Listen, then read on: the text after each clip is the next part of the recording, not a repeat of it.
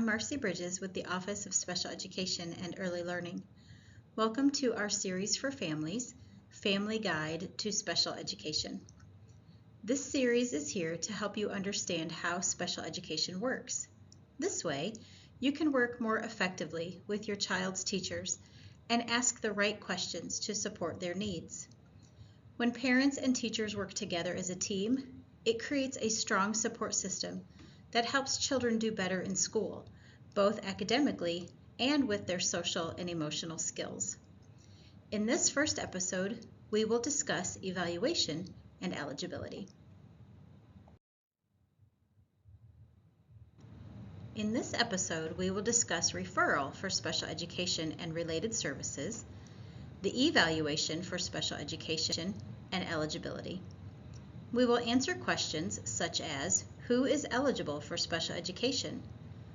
My child is referred for evaluation and eligibility determination. Now what? And what happens during the evaluation? To begin talking about the Individual Education Program, or IEP, it is important to know there are laws that govern its development. The Individuals with Disabilities Education Act, or IDEA, is the federal law that gives qualified children with disabilities the right to receive special and related services in public schools. Kentucky also has its own rules for special education, called Kentucky Administrative Regulations, or KAR, for special education programs. These work alongside the national law to make sure students get the right support. Both the IDEA and KARs apply to students from ages 3 to 21, or preschool to high school. Special education is customized teaching designed to help children with disabilities. Each child's needs are unique, so their education is created just for them. For example, one child might need help with speech and language, while another might need support with learning or physical challenges. All the services and support a child receives are detailed in a document called an Individual Education Program, or IEP. This ensures each child gets the specific help they need to succeed. Sometimes this includes related services or extra help a child might need to do their best in school. This might include things like speech and language therapy, occupational or physical therapy, transportation on a different bus, or even health services from the school nurse. So who is eligible for special education in Kentucky? A child aged 3 to 21 who has been evaluated and meets the eligibility criteria for one of the 14 disability categories in Kentucky. We will cover the 14 categories in a few minutes. An Admissions and Release Committee, or ARC, is a team of people who help make a special plan for a child with disabilities. This team includes the child's parents, teachers, and other experts who know the child well. They get together to talk about and choose the best ways to help the child learn and grow. Part of that meeting is to discuss an adverse effect. Adverse effect means that a child's disability is making it hard for them to stay at the same level as other kids their age in school. This means their learning and performance are clearly and consistently behind their classmates. This doesn't just mean schoolwork. It also includes things like how the child gets along with others, how they're feeling, and how they are growing and moving. Parents may see adverse effects at home that aren't always seen at school. To be eligible for special education means a child has a disability that makes it harder for them to learn and do well in school compared to other kids their age. Because of this, they need extra help and support. This support can include special teaching methods, tools and services to help them succeed in school, make friends, feel good, and grow properly.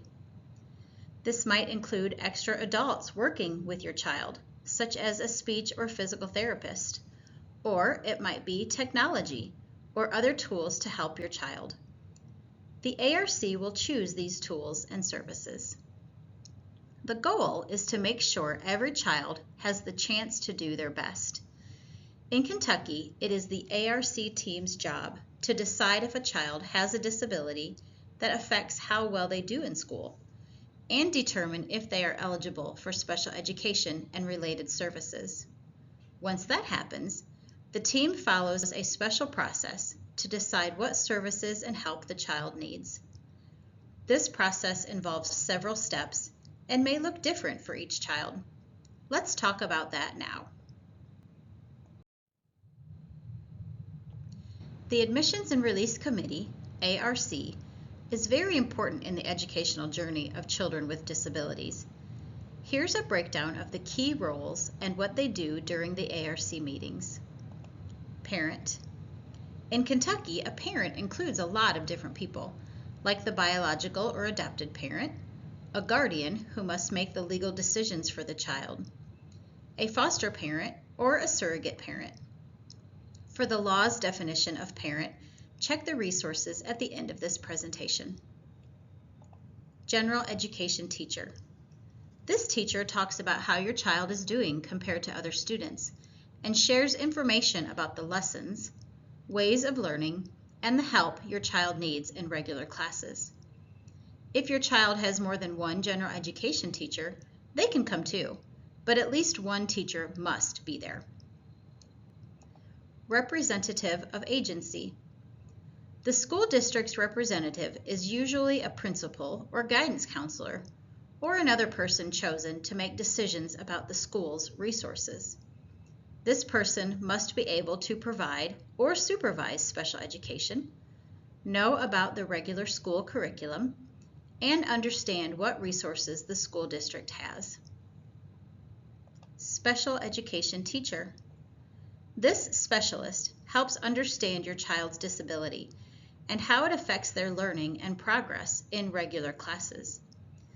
If your child gets special education services only from another service provider, like a speech and language pathologist or a physical therapist, that person can take on this role in the meeting. Evaluation interpreter.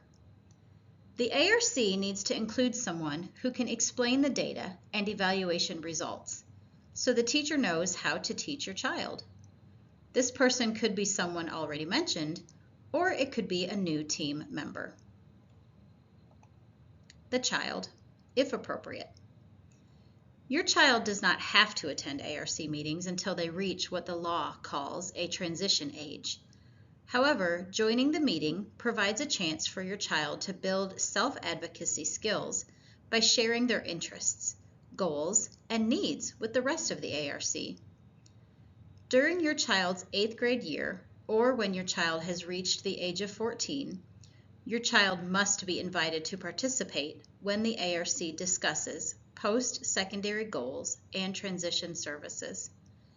The district must consider your child's preferences and interests, even if they cannot attend the meeting. The ARC can have more people than just these mentioned. The team might include extra members like occupational or vision therapists, more teachers, transition service providers like the Office for Vocational Rehabilitation, or other experts if a child has a specific learning disability. These experts might be called school psychologists, speech-language pathologists, or educational specialists. You can also bring other people to the meeting, like family members, who can give the school important information about your child. Remember, the goal of the ARC team is to create an effective, individualized IEP for each child.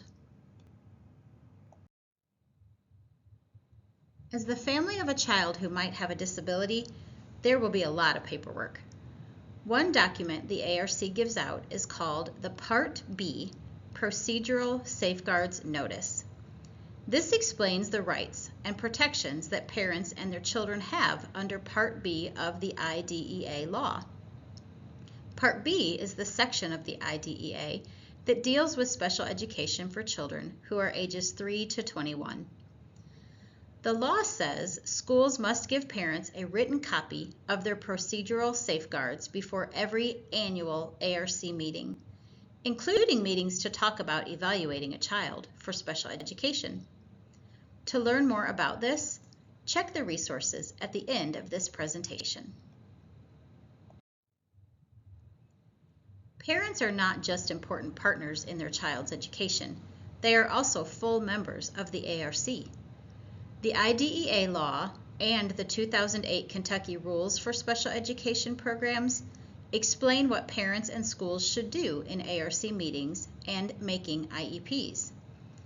Parents and other people in the child's life give important information to the ARC, like the child's medical history or big events, the child's strengths, areas where they can grow, who the child is at home, and the hopes and goals for the child's future. There are 14 disability categories in Kentucky. Each one has its own rules to see if a child qualifies. To learn more, visit our Evaluation and Eligibility webpage. There's a link at the end of this presentation. Anyone who thinks a child might need special education because of a disability can ask for an evaluation. This request can be made by parents, guardians, teachers, or other people from outside the school and can be spoken or written down. Under Kentucky law, each school district must have a system that explains how they accept or act upon special education referrals from any source. The law says once a request comes in, the school district has to act in a timely manner. When someone asks for a referral, the ARC will meet to decide if the child needs a special education evaluation. Before any evaluation begins, the ARC must tell the family what they want to do and get the parent's permission and signature to evaluate the child. After the ARC has the signature, a plan to test and evaluate the child will begin. After the parent gives their consent for an evaluation, the process includes several activities as agreed to in the evaluation plan. The district will use different tools and methods to learn about your child's abilities, development, social skills, behavior, and school performance. Some examples of the tools and strategies used to gather information may include classwork, homework, and tests, information from parents and other people in your child's life, special tests such as an IQ test, and observations that might take place at school by a teacher or at home by the family. This information will give the ARC an idea of how your child is doing in all areas and might show if your child's disability affects their learning and if they need special education and related services. Once you agree, the ARC has 60 school days to finish the evaluation and create an IEP if your child is eligible. While waiting for the evaluation results, response to intervention, or RTI, also called Multi-Tiered Systems of Support, or MTSS, will keep going. The goal is to understand your child completely, so the ARC can learn about their strengths and additional supports needed to help them perform on grade level. The results will give a clear picture of your child's strengths, challenges, and needs. These results are reviewed and discussed in the ARC meeting to decide if your child is eligible for special education. If the ARC team decides your child qualifies for special education and related services based on the evaluation results, they will create an IEP. According to the law, here's what needs to happen within 60 school days after you give permission for the evaluation. The school evaluates your child to see if they are eligible. They develop a special IEP designed just for your child's needs. They start providing the special help and services your child needs based on the IEP. The ARC will create a unique IEP to meet your child's educational needs, and the school will start the services listed. We'll discuss the creation of IEPs in our next episode, Family Guide to Special Education, Episode 2, the Individual Education Program. Once the evaluation process is done, another ARC meeting will be called to discuss and review the results. During this meeting, the ARC will talk about the results and fill out one or more eligibility forms based on the evaluation plan.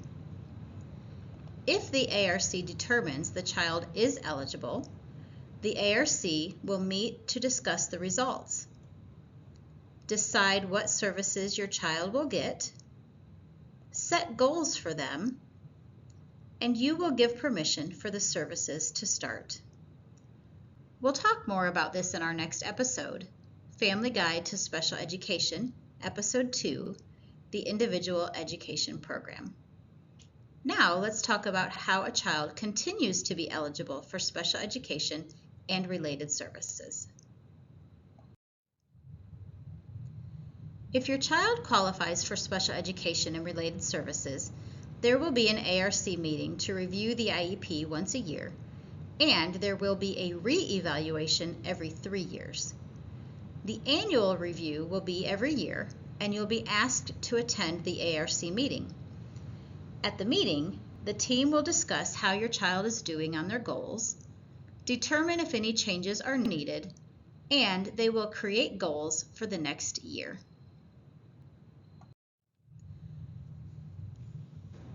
The school will also re-evaluate your child every 3 years, unless you and the school decide it's not needed. Sometimes there might be more testing that needs done, and sometimes the school can just review old records and make changes based on that. A re-evaluation helps to understand how well your child is doing and what they need. To decide if your child still needs special education and related services, and see if any changes or new services are needed to support your child. You can learn more about how IEPs are made in Episode 2, the Individual Education Program. Sometimes a parent might disagree with the school's evaluation or decision. If that happens, you have the right to get an Independent Educational Evaluation, or IEE. There are guidelines for IEEs. As a parent, you can ask for another evaluation of your child by a professional who does not work for the school. If you request an IEE, the school must give you information about where you can get it. You have the right to one free IEE each time the school evaluates your child and you disagree with their findings. The school must consider the results of the IEE, if it follows the school's guidelines, when making decisions about your child's education. For more information about IEEs, check the resources at the end of this presentation. When parents and schools work together, everyone wins. Most importantly, your child has the best chance to succeed. If you have questions about what you've heard today, there are many places you can get help. You can talk to your child's teacher or case manager. You can also contact the Director of Special Education for your student's school district. If you don't know who that is, you can visit KDE's Open House, District and School Directory to find the Director of Special Education for your district. If your child is in preschool, you can contact your district Board of Education and ask for the preschool coordinator. Be sure to check out the resources on this page for further information regarding what you learned today.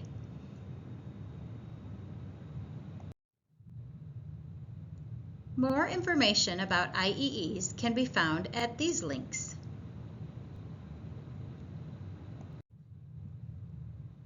We hope you have found this information helpful. Please look for our next episode, Family Guide to Special Education, Episode 2, the Individual Education Program. If you need more help, our office is here to assist you. Please contact us at 502-564-4970. Thank you.